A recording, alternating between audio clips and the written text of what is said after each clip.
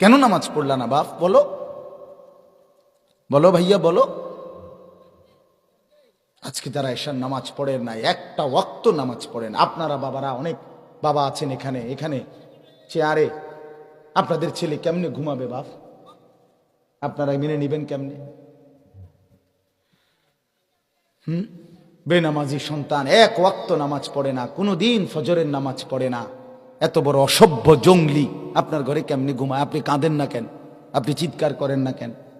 আপনি হাহাকার করেন না কেন? আপনার চোখ দিয়া পানি পড়ে না কেন?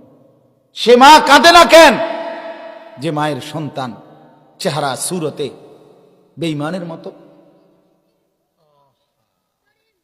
কি ও বাপ, আমরা এইভাবে হেরে গেলাম কেন? মানে আমাদের ধর্মের ত্রুটিটা কোথায়? ও চাচা কোন না কেন?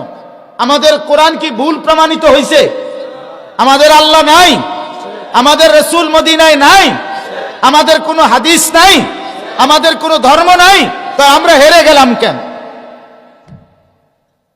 ওই বাপ তোমরা বলো, আমরা হেরে গেলাম কেন? আমার ধর্ম তোমার পছন্দ হয় না কেন?